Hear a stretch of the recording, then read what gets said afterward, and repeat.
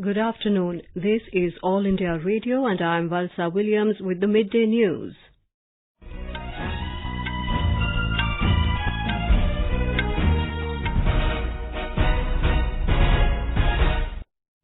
The headlines.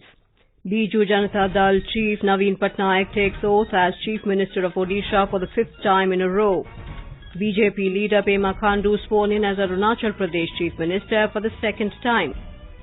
Enforcement Directorate attaches a property of National Herald publisher Associated Journals Limited worth over 64 crore rupees in Panchkula, Haryana. National Register of Citizens Authority instructs to include the names of doubtful voters in the NRC list if cleared by Foreigners Tribunal. And in French Open tennis, Divij, Sharan and Jeevan Nedunchezhiyan to begin their doubles campaigns today. Chief Ministers of newly formed governments in Odisha and Arunachal Pradesh took oath of office today. Biju Janata Dal Chief Naveen Patnaik was sworn in as Odisha Chief Minister for the fifth time in a row. State Governor Professor Ganeshi Lal administered the oath of office and secrecy to Mr. Patnaik at the exhibition ground in Bhubaneswar today. I, Naveen Patnaik, do swear in the name of God that I will bear true faith and allegiance to the Constitution of India as by law established, that I will uphold the sovereignty and integrity of India. The Council of Ministers, comprising 11 cabinet ministers and 9 ministers of state, also took oath. Our correspondent reports that among the Council of Ministers, 6 legislators retained their ministerial berths.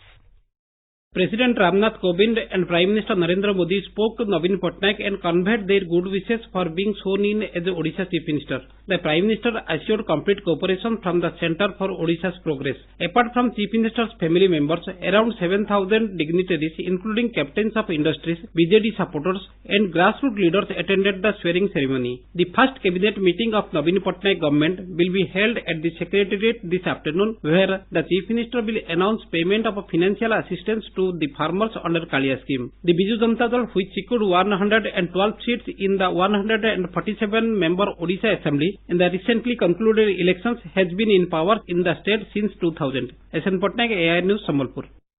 In Arunachal Pradesh, Bharatiya Janata Party leader Pema Khandu was sworn in as the Chief Minister for the second term. Governor B.D. Mishra administered the oath of office in secrecy to Mr. Khandu and other members of his Council of Ministers at a ceremony in Itanagar. I, Pema Khandu, do swear in the name of God that I will bear true faith and allegiance to the Constitution of India as by law established, that I will uphold the sovereignty and integrity of India, that I will faithfully and conscientiously discharge my duties as the Chief Minister of the state of Arunachal Pradesh. BJP had won 41 seats in the 60-member assembly in the recently held elections. Mr. Khandu was unanimously elected leader of the BJP legislature party on Monday. A report. Pema Khandu had sworn in as the Chief Minister of Arunachal Pradesh for a second term. Along with Pema Khandu, 11 other ministers of his cabinet were also sworn in today. His Council of Ministers include Chaunamein, Khonsun Ngamdam, Alo Libang and Kamalung Mosang. The grand swearing-in ceremony was attended by senior BJP leader Ram Madhav, Assam Minister and NEDA convener Hemanta Biswa Sarma, the newly elected members of Parliament of State Kiran Rijiju and Tapir Gao, and Chief Ministers of Assam, Manipur, Tripura, Meghalaya and Nagaland. It is under Pema Khandu's leadership that the BJP has got absolute majority in the 60-member Assembly House by winning 41 seats for the first time. Rakesh Dole, Air News, Itanagar. In the AJL National Herald case, the Enforcement Directorate has permanently attached the properties worth 64 crore rupees located at Panchkula in Haryana. These properties were attached by the probe agency in December 2018 and the ED had sought the court's permission to attach the properties as a permanent attachment, following which the action has been taken. The adjudicating authority has confirmed the attachment after granting a hearing to Associated Journals Limited (AJL), which had appealed against the attachment. The ED has also charge-sheeted former Haryana Chief Minister Bhupinder Singh Hooda over alleged illegal allotment of land to AJL.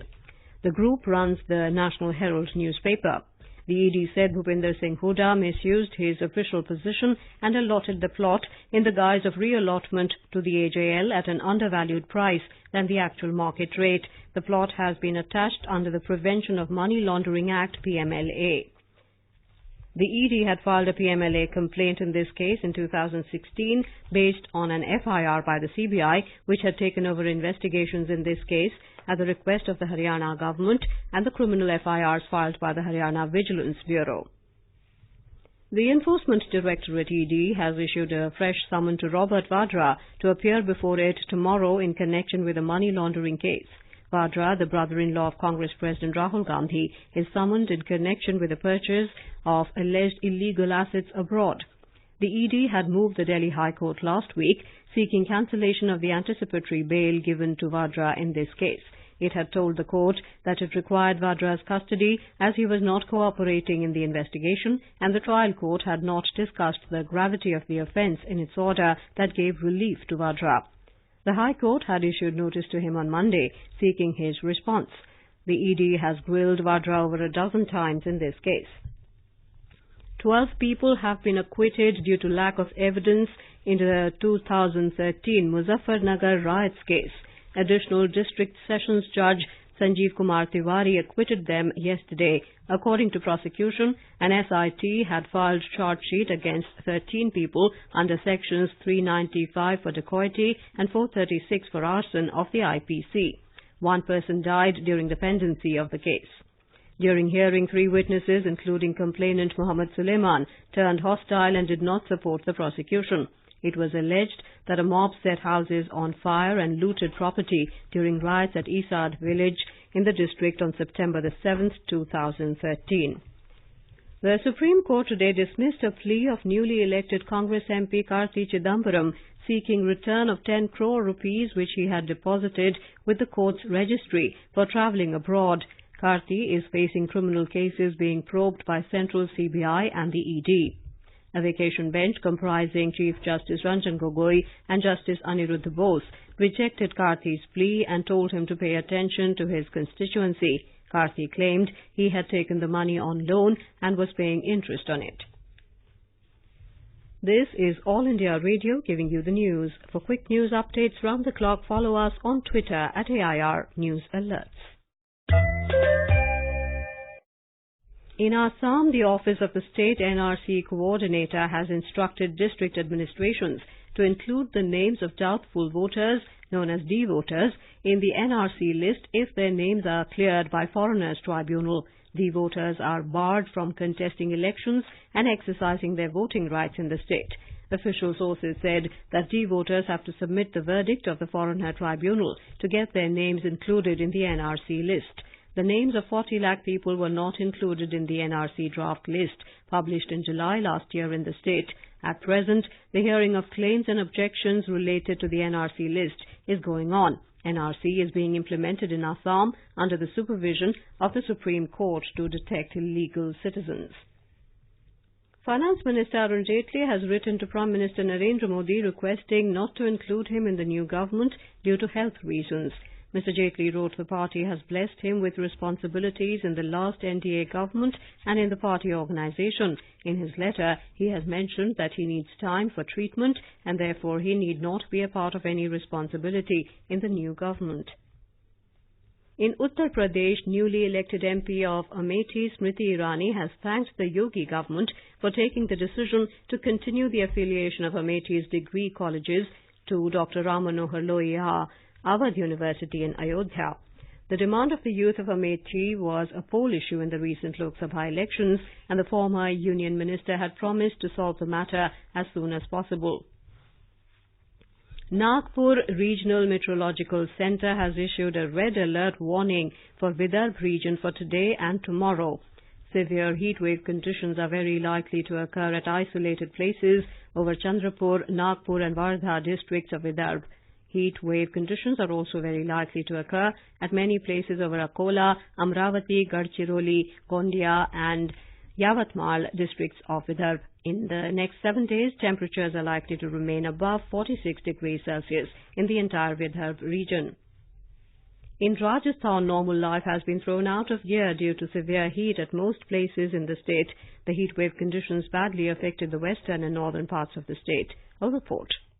The temperature at many places of the state is being crossed the mark of 40 degrees Celsius at 11 a.m. Western and northern parts of the state are badly affected due to severe heat. Special arrangements have been made for BSF personnel engaged in patrolling at border areas to save them from severe heat. Highest 43 degrees Celsius temperature has been recorded in Churu district today at 11:30 a.m. while mercury has been recorded above 41 degrees Celsius in Ajmer, Kota, Bikaner and Jaisalmer. Jitendra Dwivedi, AIR News, Jaipur.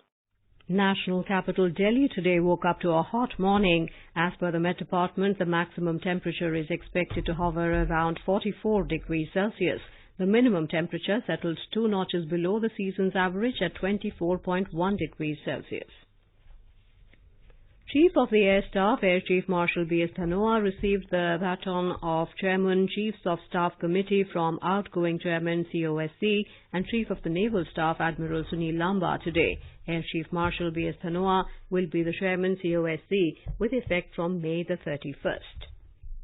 The International Day of United Nations Peacekeepers is being observed today. The objective is to pay tribute to the invaluable contribution by the uniformed and civilian personnel and to honor more than 3,800 peacekeepers who have lost their lives while rendering peacekeeping services. The theme this year is Protecting Civilians, Protecting Peace. In a message on the occasion, UN Secretary-General Antonio Guterres said peacekeeping is a necessity and a hope for millions in conflict-affected situations around the world. A report.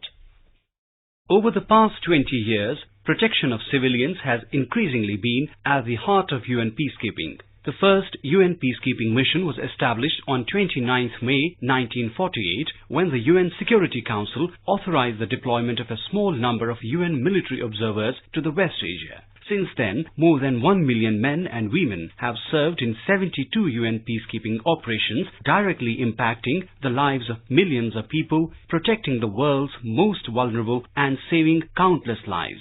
UN peacekeeping has helped countries move from war to peace. India is the 4th largest troop contributor to the UN peacekeeping missions. At present, India contributes about 6,400 peacekeepers to various missions across the world. The country has the largest percentage of women in police force at around 32%, contributing to the future of peacekeeping. With Anand Kumar, Zakir Nazir, AIR News, Delhi. Former Prime Minister Chaudhry Charan Singh's death anniversary is being observed today. Popularly known as the champion of peasants, Chaudhry Charan Singh died in 1987. He served as the 5th Prime Minister of India. He was part of the Indian independence movement and played a critical role in politics post-independence. In French Open tennis today, 2 Indians will open their campaigns. The pairs of Divij Sharan and Marcelo de Molina and Jeevan Nedunchezhiyan and Misha Zverev will play their men's doubles matches today. In mixed doubles, Rohan Bopanna and Lucy Hradeka will play their first round match in the evening. Rohan Bopanna and his Romanian partner Marius Copil have advanced to the second round of men's doubles at Roland Garros yesterday. The unseeded Indian-Romanian pair knocked out 6th-seeded South African-Kiwi pair of Raven Klaasen and Michael Venus 6-3, 7-6 in the opening round yesterday. And now, before we end the bulletin, the headlines once again. Biju Janata Dal Chief Naveen Patnaik takes oath as Chief Minister of Odisha for the 5th time in a row. BJP leader Pema Khandu sworn in as Arunachal Pradesh Chief Minister for the 2nd time.